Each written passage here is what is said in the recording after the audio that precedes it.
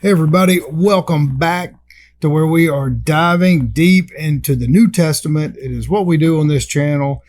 We are actively trying to find nuggets of wisdom in the New Testament, no matter what our denomination, no matter what our religious beliefs. We believe it's pretty important to know this scripture for a whole host of reasons.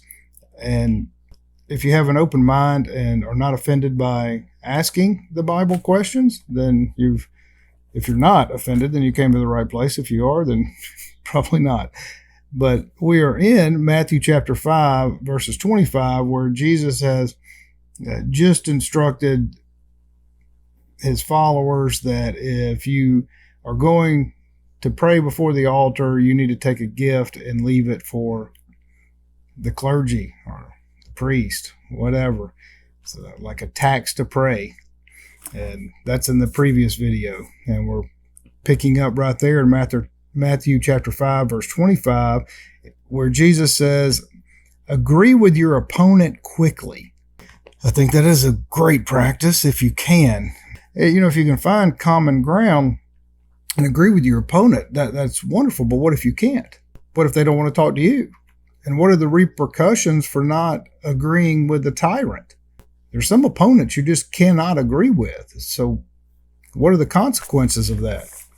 Yeah, under this demand, an opponent, it instantly made me think of, what if you have a serious opponent that wants to rape your wife, take your property, kill your family, harm you in various ways? You're supposed to agree with them? It doesn't say. It just says agree with your opponents. That's pretty clear. So agreeing with your opponents means agreeing with all of your opponents, if you take this literally.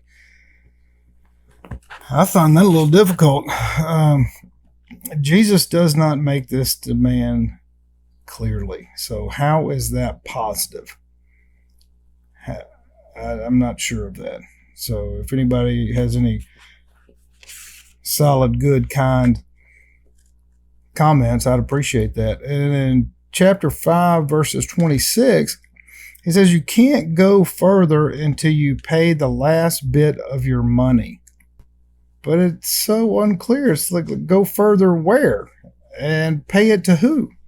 It doesn't say. So I don't know. And then it just jumps immediately to adultery with no explanations. It leaves you wanting.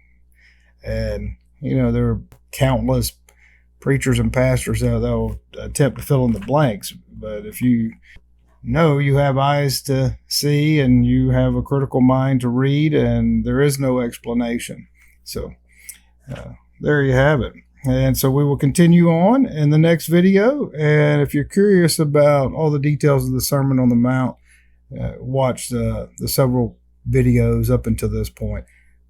Quick, bite-sized chunks of the Bible so that we can better understand it. And if you want to dive into other topics that we believe here at our sanctuary that the Infinite has given us to use to better our life, such as critical thinking, such as working and striving to be self-aware, that we may enhance our relationships with ourselves, with others, and with the Infinite, then check us out at mysticsoftexas.com and our other YouTube channel, Mystics of Texas. I appreciate y'all being with me, and I hope y'all have a fantastic day. Thanks.